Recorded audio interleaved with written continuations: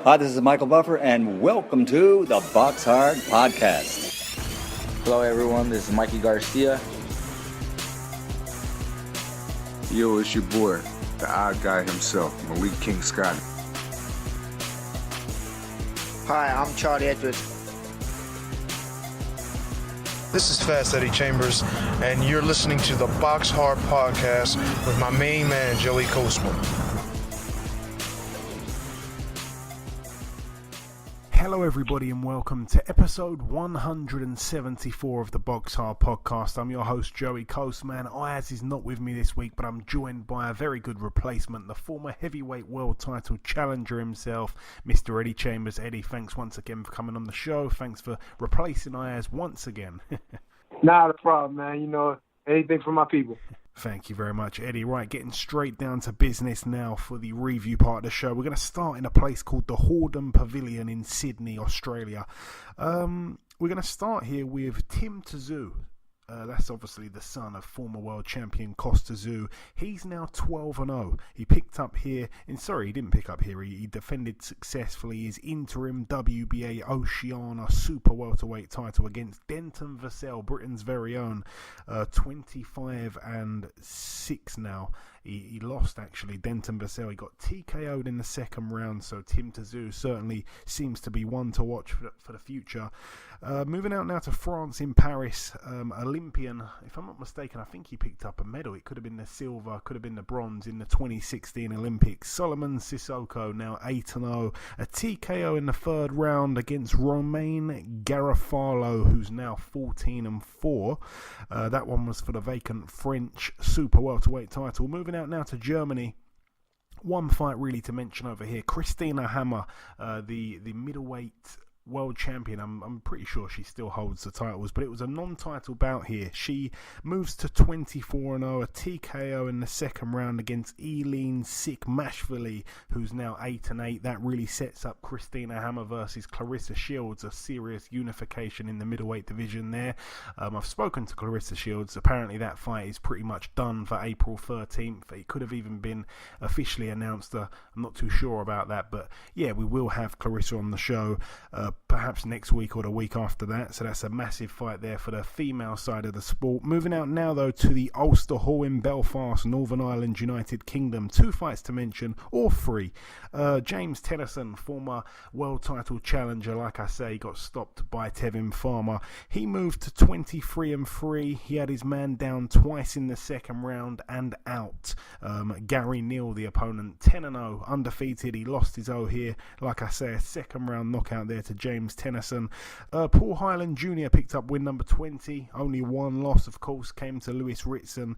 A win here over Miroslav Serban, who's now 10-2. Points win over 8 rounds for Paul Hyland Jr., but he went down in the 5th round himself, so that one's pretty problematic for him, really.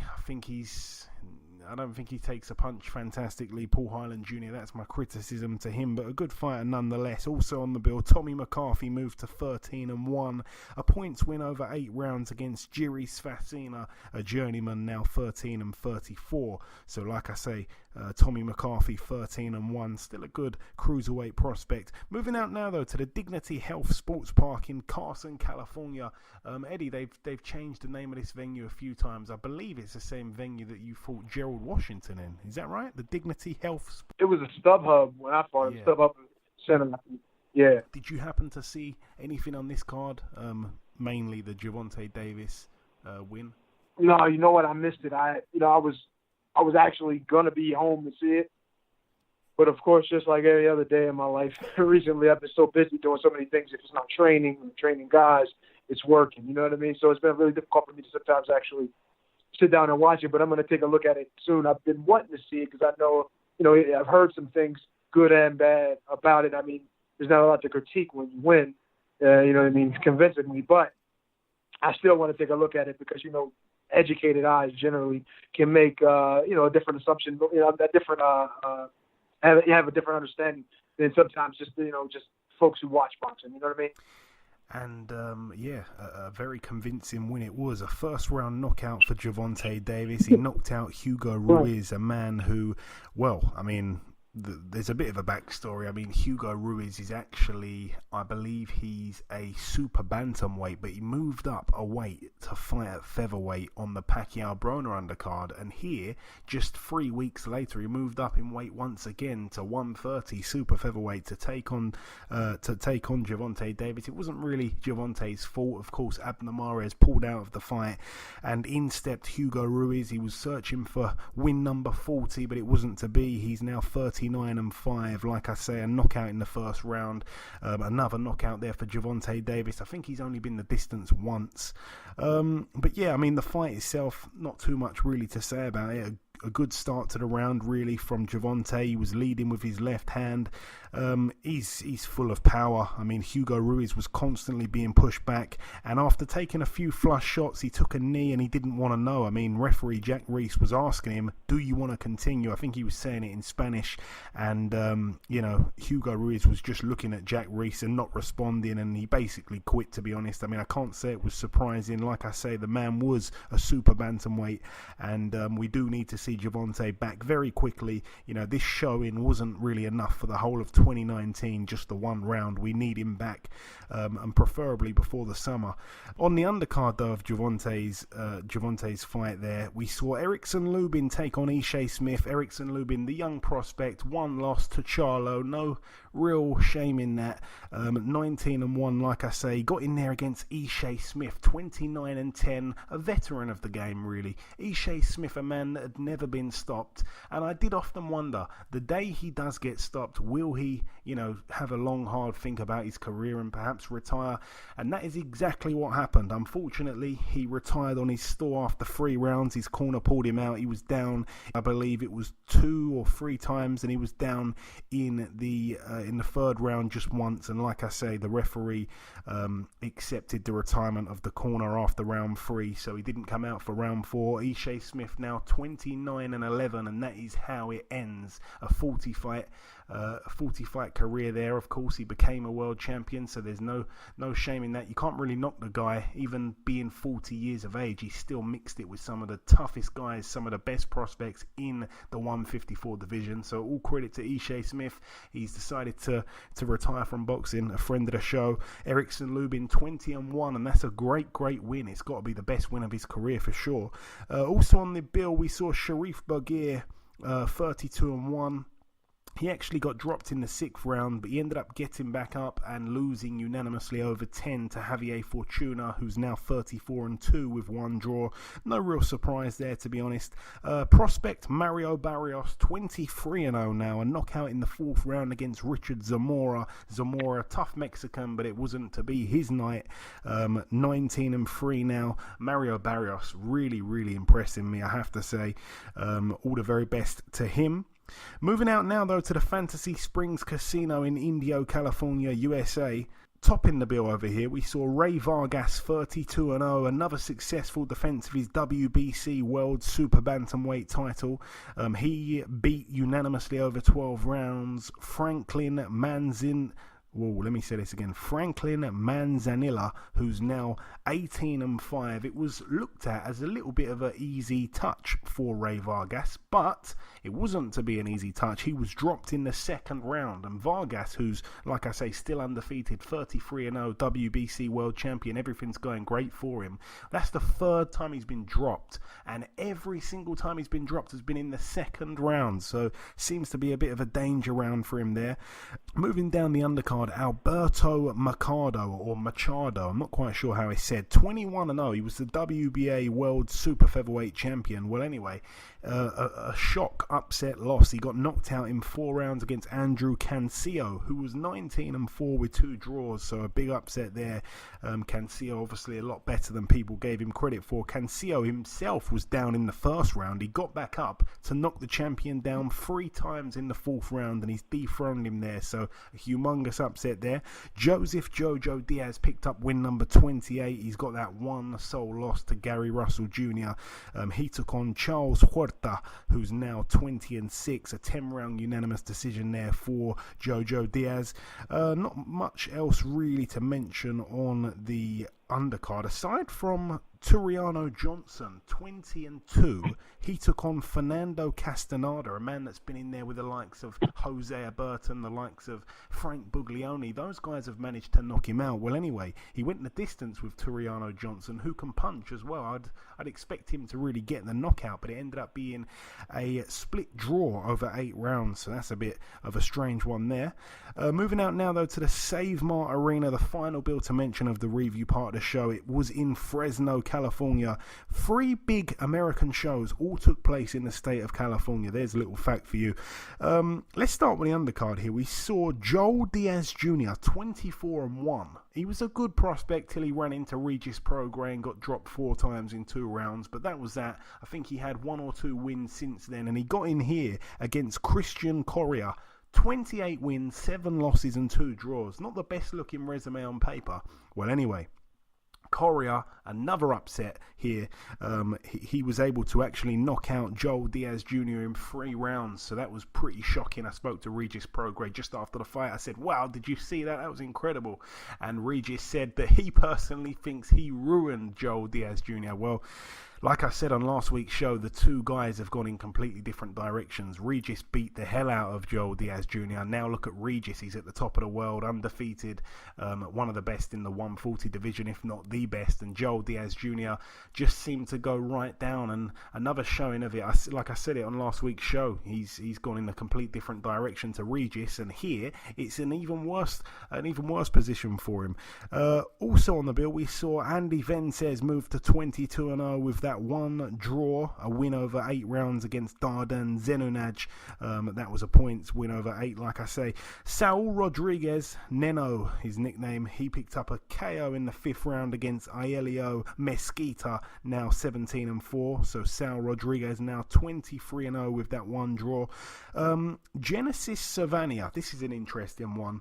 32 wins, 1 loss. The 1 loss came to Oscar Valdez, a real good fight, a great account of himself he gave against Valdez. He fought here for the vacant WBC Continental Americas Super Bantamweight title. He took on the young prospect Carlos Castro, 21-0. I think he's only 22 or 23 years of age. And I felt like it was a real tough test to give to a young guy. I mean, like I say, Savania gave a great fight to, an established, hardened, tough world champion, Oscar Valdez. But it wasn't to be for him. Carlos Castro, for me, now becomes a real prospect to keep an eye on. A 10-round unanimous decision there over Savania. So that's brilliant there. Carlos Castro, 22-0. Also on the bill, we saw Raimundo Beltran, 35-8 with 1 draw, fight for the vacant WBC Continental Americas Super Lightweight title and the vacant WBO Intercontinental Super Lightweight title against Japan's very own undefeated Hiroki Okada, 19-0. Now Okada was actually winning the fight pretty clearly. He was down in the 1st round. He got off to a bit of a rocky start, but after that he got to his boxing. He was really performing well, and it looked like he was going on to win. He had Beltran's face looking a real mess, but Beltran was able to get that knockout in the 9th round. He had his man down twice in that round. He completely got the fight beaten out of him, really, and Beltran once again shows his tremendous heart. Like I say, that is one thing he really does have. Boxes and boxes of a friend of the show, Beltran, a guy that's really had to fight, not just inside the ring but also outside of the ring in a search for a green card just to keep himself with his family in the United States. A real unfortunate situation. And then Jose Carlos Ramirez, 23-0, took on Jose Zepeda, 30-1. Zepeda's 1 loss came to Terry Flanagan when he dislocated his shoulder, so not really a proper loss when you look at that. So it was set to be a good fight on paper, and it was a good fight. It translated into a good fight. Like I say, for Ramirez's WBC World Super Lightweight title, it ended up being a majority decision over 12 rounds in favour of the champion Ramirez. Many people dispute this. A lot of people online are kind of, well, they're split, they're straying, they're going left and right, not quite sure who to give it to. Some people say Zepeda got robbed. I don't think it was, it was enough to say it was a robbery. I think it was very close. For me, I think Ramirez probably did shade it. I'm pleased for him, though, because I was saying on last week's show, just at the very end of the show, if anyone did listen that far, that Ramirez had given away 1,000 tickets to cancer patients, and he'd also donated his gloves and shorts and stuff that he'd wore previously in other fights. I believe he put it all up for auction and raised money for a fantastic cancer hospice. So credit to him. I'm a fan of his, and all the very best to him going forward. But that's really it for the review part of the show. Just before we wrap up part one, the last thing to do is to welcome our very first guest. Ladies and gentlemen, please welcome the former WBA heavyweight champion of the world. It is, of course, Mr. Lucas Browne. Lucas, welcome back on the show, big man. Thank you for having me, mate. Thank you. Hey, it's always a pleasure. So, Lucas, we last spoke back in July. Since then, of course, you've had 2 fights, both wins, both knockouts within 5 rounds. How's it felt to get back in the ring, obviously following that defeat to White just under a year ago now?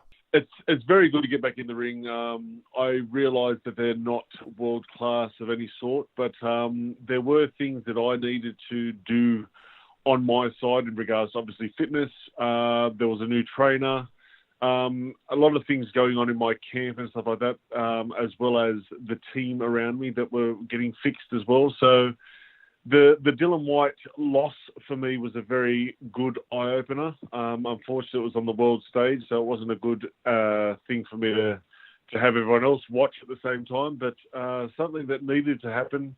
And it really woke me up in regards to having to change a few things.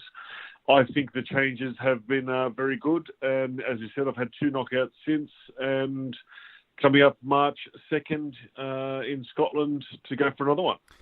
And one guy that you fought in those 2 fights, I should mention, was 7'1". What was that like, Lucas? Yeah. That's actually is the tallest, I believe, is the tallest boxer, I don't know, in history, but like at the moment anyway. And also 141 kilos, so just a lot of weight as well. There was times where he was leaning on me and pushing me around and stuff like that, and it's just a lot of weight to sort of carry around. Now, you look at someone like Big Baby, he's also that same weight, so it's a hard thing to sort of try and keep off you at the same time. And obviously another thing that's happened since we last spoke is that Wilder took on Tyson Fury. You're a realist when it comes to boxing. You're unbiased. In your opinion, who won that fight for you? I think because Wilder is the champion, I think you do have to come and beat the champion. Now, I don't think Fury beat the champion. So whether it's a draw or a Wilder win, I don't think Fury won the fight. I think it was a great fight. But I don't think that Fury actually came and dominantly won the fight, so I would give it to Wilder. Okay, and I know that obviously before that fight you'd done a couple rounds with Tyson himself. Were you surprised by his performance? Because he seemed in many people's eyes to perform really well, despite not really being in tip-top shape. But obviously, because you'd done a few rounds with him, did it shock you seeing him perform like that, or was he that good in the gym?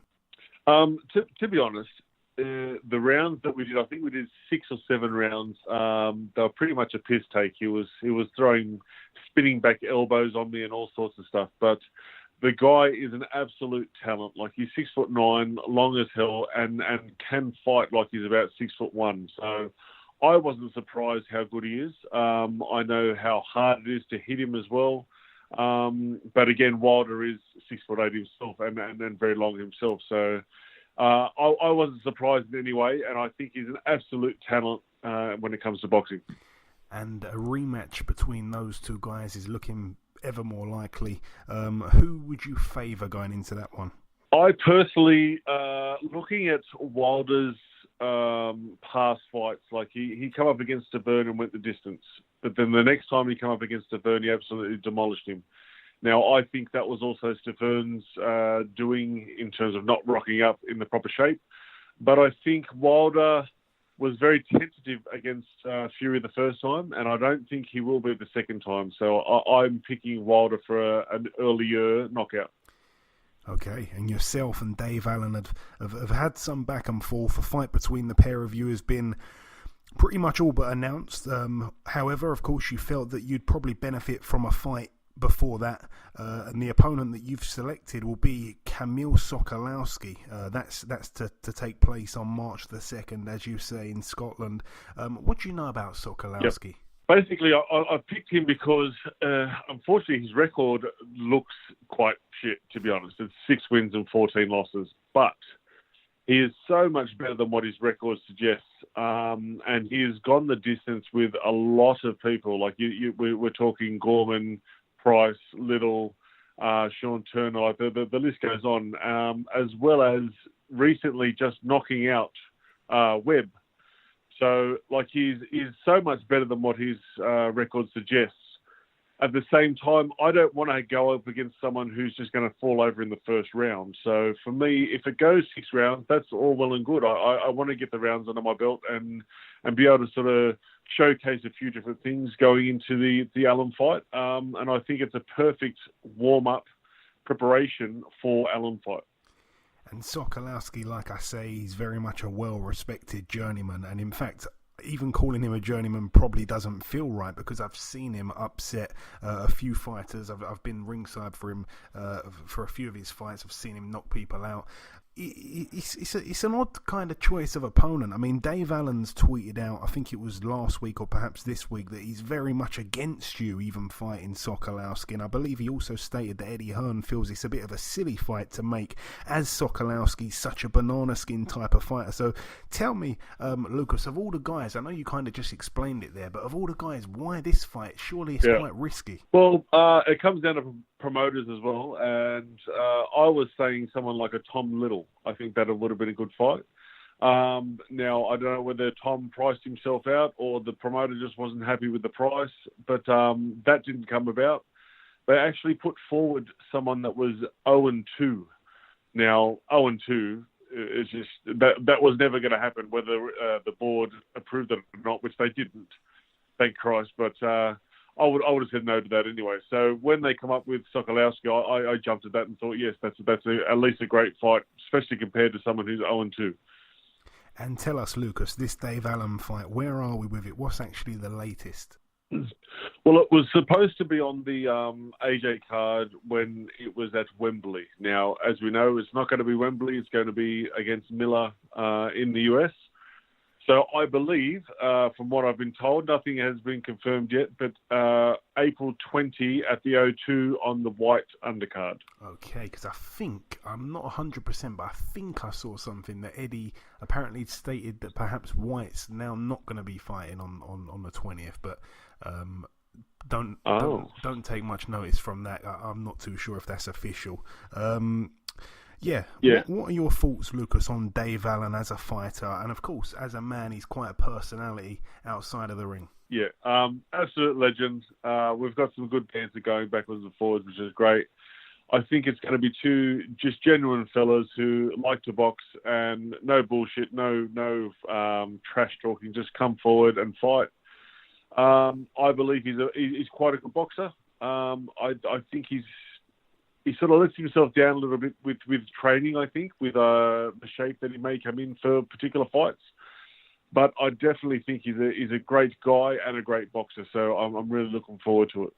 And it's official, you mentioned it there, Joshua will be defending his titles against Jarrell Big Baby Miller on June the 1st in New York. How do you see that one playing out? To be honest, it is a real weird one for me. I obviously think that AJ's got the better boxing skills, and coming in at, say, 111 or 112 kilos, which is what he normally does, I think he's going to be the fitter one. But Big Baby, being that 140 kilos and constant pressure, constantly coming forward, he's got a great chin, but does get hit a lot. So I put it as a 50-50 because I don't think we've seen AJ get pressured by someone as big as that in the past. So it'll be a good test for AJ to see if he can come through that. In saying that, as I said, Miller gets hit a lot. So AJ does have the opportunity to sort of knock him out as well. But I put it as a 50-50, to be honest. And the final two questions now, Lucas. Obviously, you've decided to come off of Twitter entirely. You're just operating on Instagram now, if I'm not mistaken. What's the reasons behind that? I know that it's I know what it is really. It's the UK fans that seem to get on your nerves. To be honest, I only got onto Twitter because that was basically Ricky Hatton's main forum, and that's why I jumped on. For me as well, it was very much a UK base for me. But I just got sick of having to read the bullshit coming out of, and again, 90% of the bullshit came from the UK. Now, I'm not saying it's all UK people and all that sort of stuff, but the bullshit that I got was from the UK, and I just got sick of looking at it, viewing it, and everything else, so just got rid of it, yeah. Did you never just consider blocking all these people, though? Dude, I in all honesty, like, since the world title fight and the drugs scandal and all that sort of bullshit, I was blocking about 10 to 15 people a day. And still to this day, I'm still blocking 5 or 6 people on Instagram per day. It's absolutely unreal. The amount of abuse and stuff that people just think, yeah, I'm going to private message him and just abuse him and see what happens. And it's unreal. It's absolutely unreal. I know for a fact that not one of these people would say it to my face, because I'll just drop them there and then. And it's the beauty of social media and what happens in this day and age. But I just got sick of the abuse and the crap, so I just got rid of it. Fair play to you. And Lucas, it's Thursday now in the UK. It's Valentine's Day over here. Any message at all for Dave Allen? Yeah, I didn't think of that. Very, very lovely. Happy Valentine's Day to Dave Allen. We've both got some nice naked pictures up on Instagram at the moment, and it's all gone well. So, yeah, good luck to you, mate. Keep training, and love you lot. Okay, listen, Lucas, it's always a pleasure catching up, my friend. It really is. Best of luck with your upcoming fight on March the 2nd. We'll all look out for an announcement for the Dave Allen showdown eventually, and no doubt we'll catch up soon afterwards. Awesome, mate. Thank you very much. Okay, now it's time for part 2 on this week's show. This part, of course, the news part of the show, so there's a few little things to go over. Firstly, David Price will be fighting on the Liverpool card on March the 30th in the Echo Arena. He takes on the undefeated Cash Ali, who's, I believe, 14-0, but he's strangely fighting this weekend in a little bit of a keep busy fight, so hopefully he wins that one, and then the fight will go ahead. So David Price, Cash Ali, 30th of March in Liverpool. Also, we have a world title fight that's happening at the 2300 Arena in Philadelphia, Eddie. Alexander Gvozdyk takes on a fighter called Dudu Ngumbu, who's supposed to be pretty decent. Well, I say pretty decent. I think it's probably quite an easy win there for Gvozdyk. I think Dudu's been in there with... who did he fought a guy 3 times? Can't remember the guy's name now, and he lost all 3 fights to the guy. I think he also lost to Andre Fonfara, who actually this week has retired. You know, he had two fights with Stevenson. He gave him a real fight in the first one, but then of course looked terrible in the second one. And lastly, we must talk about the 1st of June at the Madison Square Garden, New York, USA. Anthony Joshua defends his IBF, WBA and WBO world titles against the undefeated Big Baby Miller, Jarrell Miller, Brooklyn's very own. Interesting fight, Eddie. Yeah, to say the least. I'm looking forward to it. It's there's a lot with that fight. You know what I mean? You look at Big Baby and the things he's done in his recent fights, fighting other guys, even big guys. Some Gerald Washington, who's similar as far as size, well, a little smaller, let's just say, thin, with as far as thickness than Anthony Joshua, but similar in height. Obviously, a pretty solid difference in skills, but the fight itself is just, to me, it comes down to, can Big Baby take what Anthony Joshua is willing to give, and then vice versa as well. Because I mean, it's one thing to fight a guy that's a pretty big guy, maybe even comfortable in size, to say Anthony Joshua, maybe 250, 240 pounds. It's a different thing. It's a different monster altogether. Fight somebody 300 pounds coming forward that isn't necessarily really slow, you know what I mean, and can punch and just tough mentally as well, and super confident. It's going to be a really, really interesting fight. I tell you what, for as long as it lasts, it's going to be action packed. I'm almost guaranteeing that somebody's going out of there soon. And I mean, most people are going to lean obviously to Anthony Joshua, which is a safe pick, but like I said, Big Baby's not getting in this fight for no reason. You know what I mean? He really feels that he has an opportunity to really do something big. And I think he has a shot. I mean, anybody who gets in there has a puncher's chance, but I think, his size and his skill set does somewhat pose a problem for Anthony Joshua in a sense. But, they're both, kind of like they're comparable in height, but, Big Baby coming in at 300 pounds adds that extra weight. It's like he got a refrigerator on his back coming forward, man. It's going to be really, really tough to at least keep him from coming in, unless, of course, Anthony Joshua lands that shot and puts him on his knees, which is possible. Yeah, very intriguing fight. You mentioned there, Eddie. The clash of styles is quite interesting. Obviously, Jarrell Big Baby Miller's a guy that I'd imagine is extremely hard to try and get sparring partners in to replicate because of that size. Not just obviously the height, but also how grounded he is. And he's also got a real solid chin. He seems to have been hit a few times and took the shots well. He's obviously got a kickboxing background. I think he's been kicked in the head before and not knocked out. So good chin. As I say, I'll talk more in depth about it as it rolls round. It's all the way in June, so a little while to wait. But without going off in a different direction, I actually prefer this fight than the Dillian Whyte fight, and the reason is because I feel like we've already seen the Dillian Whyte fight, and it is a different challenge to Anthony Joshua. I think if he doesn't knock Big Baby out within the first sort of 3-4 rounds, and Big Baby's coming forward and Joshua tires, then it could lead to some real interesting moments. But we'll leave that there. We'll move on to the preview part of the show. Let's start here at the Doubletree by Hilton Hotel in the Sheffield area in Yorkshire, United Kingdom. One fight to mention, like I say, Cash Ali, the man that's fighting David Price on March 30th. He takes on a guy called Colin Goldhawk. That's a fantastic surname. 2-2. That's a 6-round contest there. Moving out now to the Kansas Star Arena in Kansas, USA. A Dimitri Salita show over here. It's going to be shown on Showtime this weekend. The unfortunate thing is that this is there's a couple cards that I'd like to see on TV, but it's the only card that's being picked up by a UK broadcaster. I believe Box Nation are showing it. I think it's on the Friday. I think it's Friday. We will see over here, topping the bill, if I'm not mistaken, Shajahan Ergashev, 15-0, a real good prospect. I think he's got 14 knockouts. He takes on Michael Fox, the young prospect, 19-0, friend of the show. He's the guy that's a 140 fighter, but he's 6'3.5". He's a freak of nature, Michael Fox. But I'd love to see him win this, but I feel like he's really in the deep end here because this guy got a real stacked amateur record. And like I say, his pro career has been nothing short of perfect. Also on that card, we see Jesse Angel Hernandez, 12-1. He puts his NABA USA Super Bantamweight title on the line against Britain's very own Thomas Patrick Ward. Not quite sure how he qualifies to fight for the NABA USA Super Bantamweight title, but somehow he does.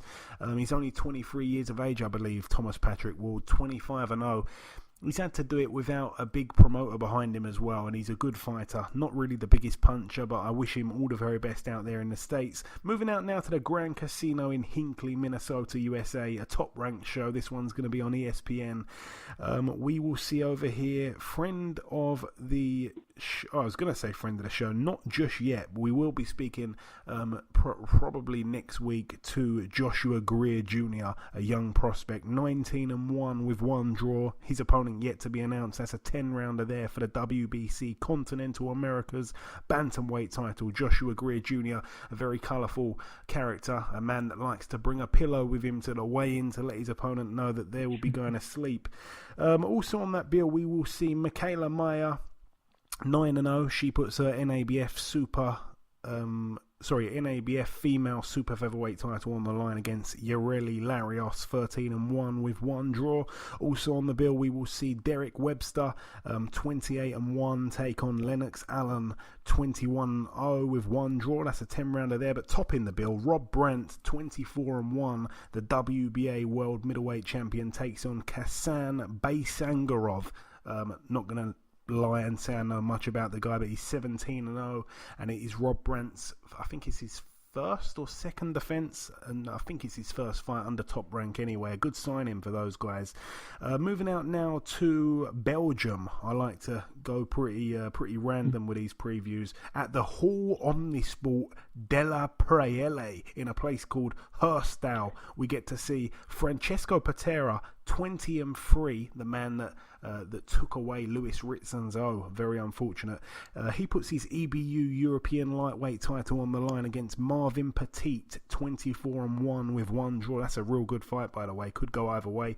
Moving out to Germany at the Koblenz in a place called Rheinland-Pfalz.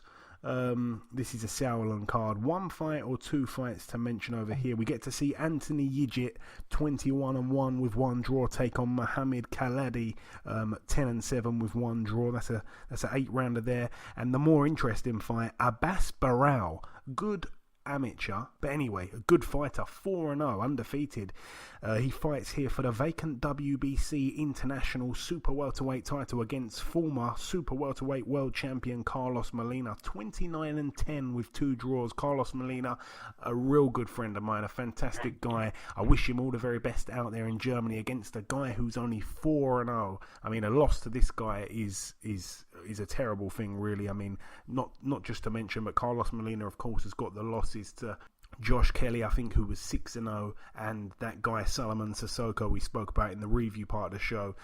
He I think was maybe 7-0 or 5-0, so he can't keep losing to these guys that are less than 10 fights into their career, and and expect big paydays or anything like that. Very unfortunate for Carlos Molina, but another fighter that hasn't been stopped. Very much similar to the likes of Ishe Smith, only that I think he's a much better fighter than Ishe Smith, and of course the pair clashed once upon a time as well. Moving out now to the Microsoft Theatre in Los Angeles, California, USA. This one's going to be on Fox. Lots and lots of boxing being shown on the TV out in the States, just not so much over here. Good card, this one, by the way. A few decent fights to mention. Omar Figueroa Jr., 27-0 with 1 draw. He was on last week's show. I love this fight. He's in a 10-rounder against John Molina Jr., 30-7. Big puncher, John Molina Jr. I asked Omar, Eddie, about John Molina. I said, what do you know about this guy? And literally his answer, whenever I say, do you know much about the guy? His answer is always, he just goes, nope. He doesn't know anything. Like, he doesn't watch boxing at all. Like, honestly, he was supposed to fight Adrian Browne last year, Omar Figueroa. The fight didn't happen. He hasn't fought since. He's been so inactive. His last win was against Robert the Ghost Guerrero. Robert the Ghost Guerrero retired, came back out of retirement and fought on the Fury Wilder undercard, or Wilder Fury undercard, since the last time Omar Figueroa has been in the ring. So his opponent retired, came out of retirement, boxed, and yeah, he's probably looking at his next fight. And Omar Figueroa still hasn't boxed, but I think he's had a lot of issues outside the ring. But I said to him on last week's show, I said, Browne just lost to Pacquiao, a massive fight. Did you watch it? And once again, his answer is nope.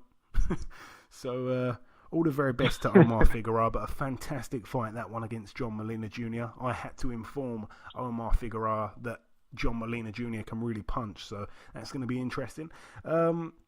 Also on that bill for the IBF World Minimum Weight title, Carlos Licona, 14-0, defends the belt against DJ Criel, 14-1 with 1 draw. Leo Santa Cruz tops the bill, 35-1 with 1 draw. His opponent was supposed to be somebody else, if I'm not mistaken, and he pulled out, so in stepped Rafael Rivera, 26-2 with 2 draws. Not really the opponent that we want to see in the opposite corner to Leo Santa Cruz. I'd like to see him in some of the better fights that can be made in his division. That's about it for that one. Moving out now to the final couple of bills to mention. This one is at the St. Petersburg Coliseum in Florida, USA.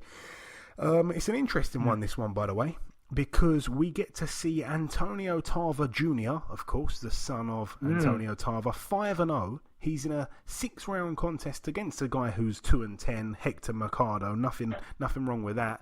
He's still learning his trade. But the interesting thing is, it's a show that's being promoted by Roy Jones Jr. Obviously, Roy Jones Jr. and Antonio Tarver Sr. had a few fights back in the day. I think 2 or 3. So it just seems pretty strange how Roy Jones is having a hand in Antonio Tarver's son's career here by promoting the show. So we like to throw those facts out there. And moving out now to the final bill to mention. At the Mountaineer Casino Ballroom in New Cumberland, West Virginia, USA. One fight to mention over here. Dusty Hernandez Harrison, a man with a record of 30-0 with 1 draw. He's in a 6-rounder because he's been out the ring for about 3 years. I'm not quite sure why he's been out the ring so long, but a friend of the show, nice guy. He returns to the ring in a 6-rounder, like I say, against Ulises Jimenez, who's 23-23 with 1 draw. So it should be a nice, easy touch there to get Dusty Hernandez-Harrison back in the mix. He was world ranked with the IBF at welterweight back then, and of course he's not in the rankings anymore. No one's even, well, not many people even remember the guy. But yeah, that's about it. We've tried to whiz through things as quick as possible there. We've brought you the review part, we've brought you there the preview part, we brought you the first guest, and we also discussed the news. Just before we bring in the second guest, Eddie, I just want to thank you once again for partaking in this week's podcast. Obviously, you've done it time and time again. I feel like I've said that a million times. Thank you once again for saving the day.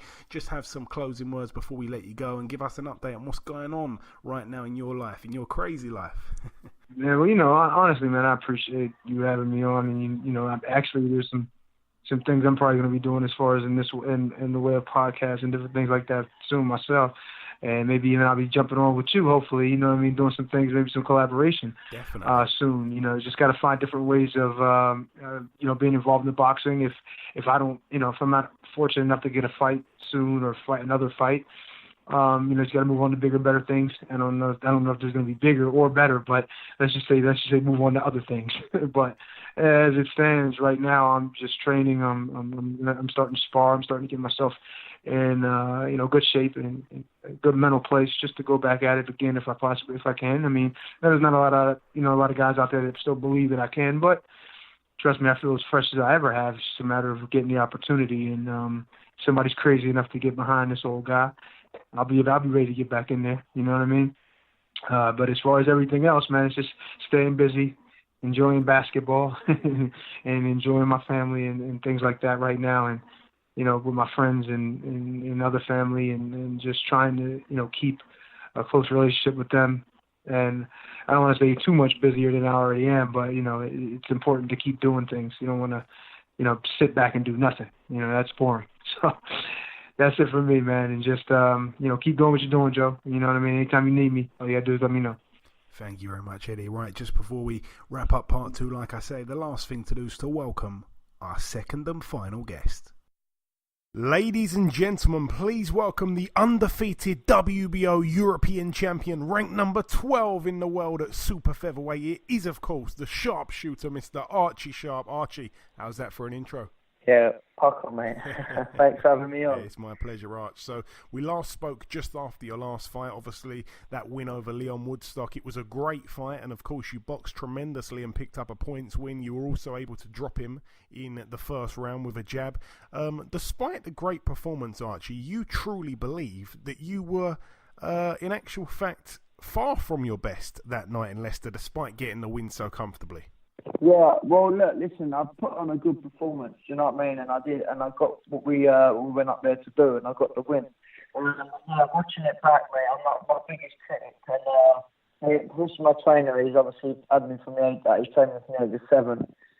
So he knows me in and out better than anyone. So when we sat down together and watched it, he even said to me, "Look, it was a good performance, and you won." He said, "But come on, like we know there's there's much more here to come from," and I totally agree with him. Do you know what I mean? Like I say, the better opponents that I do face, then the better Archie Sharp you'll see.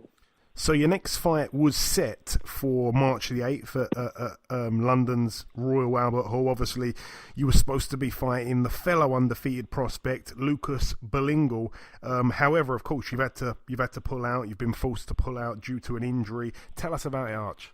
Yeah, of course. So what it was, like, so basically I was in sparring and I picked up a little niggle in sparring. Didn't think much of it, thought I could just carry on. Which I did. I carried on the sparring, and after the sparring, it was proper giving me some ag and playing up. So basically, what I'd done is I just give it the week and just see how I was, and then on top of that, I come down with tonsillitis as well. That kept me out from the gym for another week. My injury is getting better as we speak, but like I say, I'm still not back in the gym. So hopefully this week I will be back in the gym ticking over, doing bits and bobs, but even so the fight's in 3 or 4 weeks. I'll nowhere near be ready. for the fight. So it was a hard decision to make. My team around me, I've got a good team around me, and they made the decision for me because, like, typical boxer's ego, now I can fight. But you know what, sitting back now, and there was no chance of me being able to be fit enough to be 100%. And there's too much on the line. I can't risk my unbeaten record, my WBO, all this hard work to get where we are just for the sake of ego and a payday. Do you know what I mean? I need to be clever. Like I say, there's no chance of me. I should be sparring by now, doing 10 rounds, getting ready to, like, I'll be halfway through my camp. But obviously, there's nothing like that's happened. I've had 2.5 weeks out of the gym. Yeah, and I was going to say there, you said it yourself, obviously you didn't want to pull out. It was very much a team decision. They had to step in and make the right decision. Now, I'm sure that you were gutted, Arch, because coming off a fantastic win, it's important, of course, to keep that momentum going. But by the time you do eventually get back in the ring, it'll actually end up being your biggest layoff in your career. Yeah, 100%. At the end of the day, I want to be active. That's the whole reason why I'm in this sport. And I'm just gutted, mate, and especially being at the Royal Albert Hall and everything. And like I say, it's March, October was when I boxed Woodstock. So yeah, it's going to be a long layoff. I'd say at the minute I've just got to get myself fit and in shape. And hopefully, I'm hoping to be out again in April. So it's not the end of the world, but we just have to see. Like I say, my health is more important. I've just got to get myself in tip-top shape, make sure there's no niggles, make sure I'm 100% fit. At the end of the day, like I say, I'm in an important stage of my career now. I can't have banana skins. So that's why everything's got to be 100%. And like I say, it's down to the team to make that final decision. I've done as much as I can. I went to hospital to have x-rays and everything done. And like I say, everything happens for a reason. So we'll see what happens in April whenever I'm out next. But I do believe everything happens for a reason. So hopefully we'll see a positive from this. And April, of course, being your birthday month, we shall see if there'll be a fight there. Cool. Just really like an update, Archer, on the actual injury itself. I mean, you didn't. I don't think you really said what it was. I mean, how sort of bad is it? Have you had to go and see someone like a professional or whatever, or what is the situation? So basically, what it is, so I picked up the injury in sparring. And it was a bit of a niggle. And what it is, I went to the hospital to have x-rays done. Thankfully, there was no actual cracks or brokes. It was just very intense bruising, severe bruising, which, like I say, even now, still tender. So if any shot lands on it at the minute, it would really hurt. But I'm having cryotherapy over in Tunbridge there just to help bring out the bruising, and just got to rest. It's just one of them things. It's just one of them injuries that you can't do anything. It's just for the body to heal itself. So yeah, basically that's all I've got to do really. Just like I say, just keep myself nice and rested up, get myself into these treatments and have these cryo treatments to help bring the bruising out.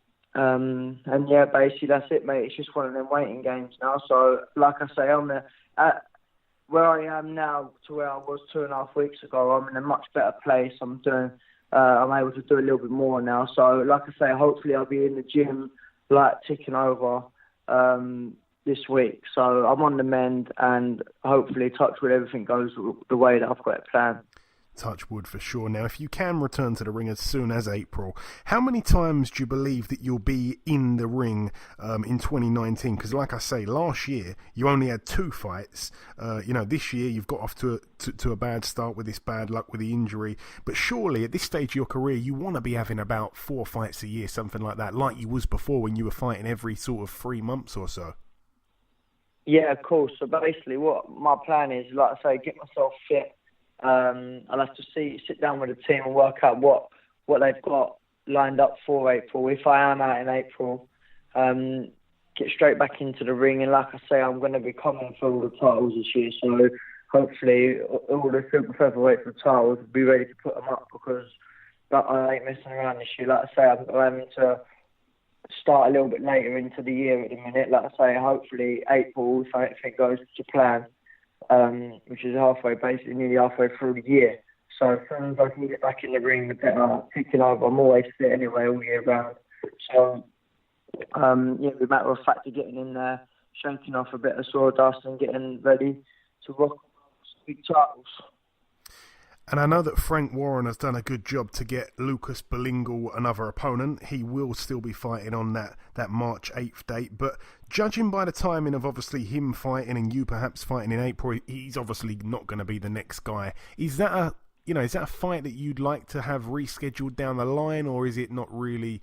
There's not really been much build up or anticipation or rivalry or much stuff like that. Is it a fight you can see happening again, or perhaps not?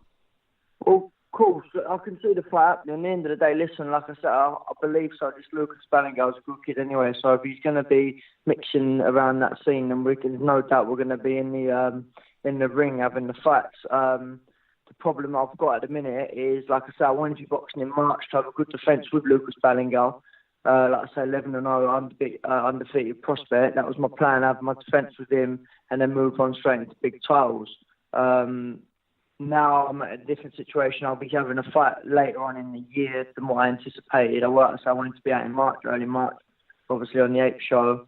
Now if I'm out in April, back end of April, then ideally I want to be jumping straight back in and getting into a title fight, ideally. But like I say, I've got to speak to my team.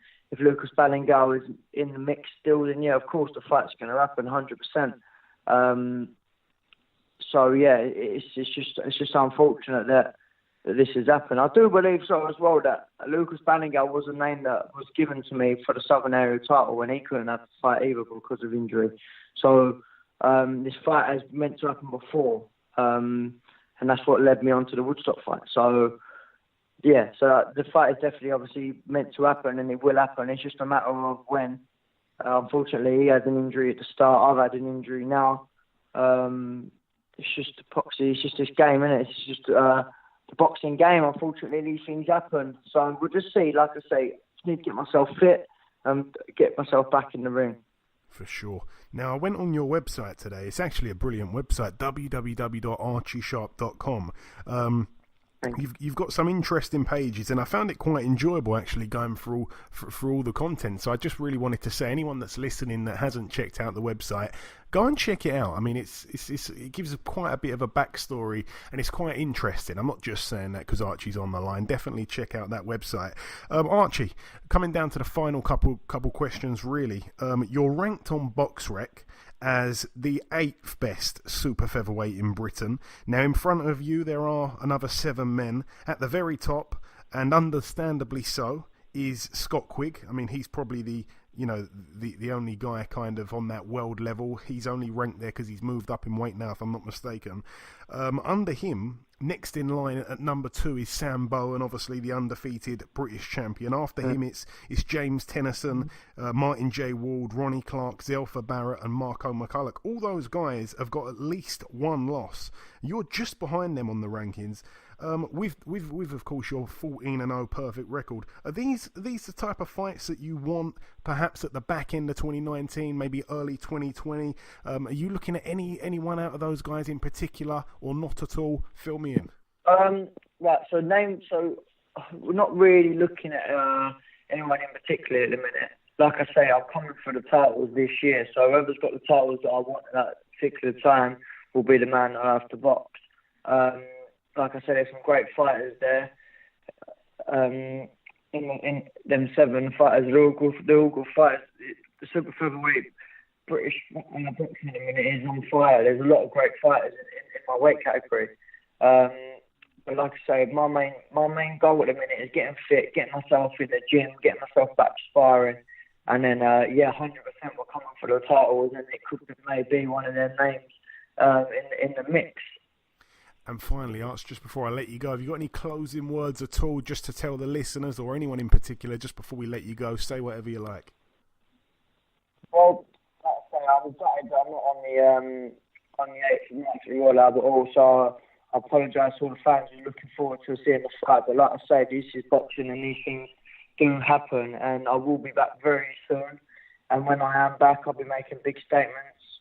And yeah, like I say, just stay tuned. Everyone check out my social media just to keep yourself updated, and I thank my team around me. At the minute I've got a great team, and they're all looking out for me for the best. So 2019, I did say last year is going to be my year, and I know this is a little bit of a hiccup, but it still will be my year. yeah, like I say, just I appreciate everyone's support as well, all the nice messages that I have had regarding this injury. And, yeah, I look forward to getting back in the ring and putting on a good show for you all. So thank you. Excellent, man, and it's great to see you finally getting that recognition.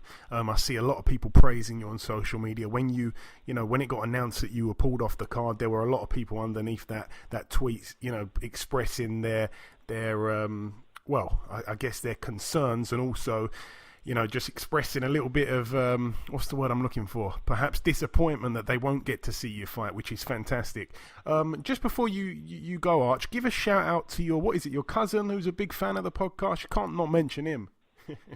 Yeah, cool. My cousin George, like I say, he's got his T-shirt from you, and he's loving it.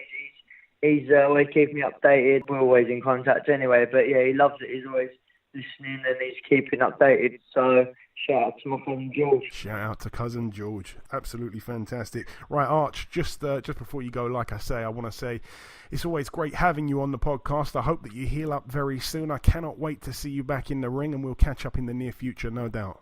Yeah, 100%. Like I say, thank you very much for having me on the show. Okay, and this wraps up episode 174 of the Boxhard podcast. I've been your host, Joey Coastman. Eddie Chambers has been with me for the duration of the show.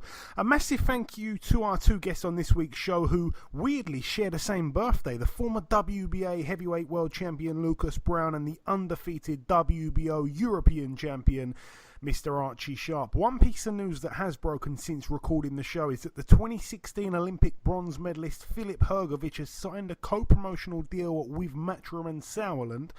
I really like Hrgović because, like I say, he's 7-0, and in that time he's already fought the likes of Big Sexy Sean Turner, Tom Little, Amir Mansour and Kevin Kingpin Johnson.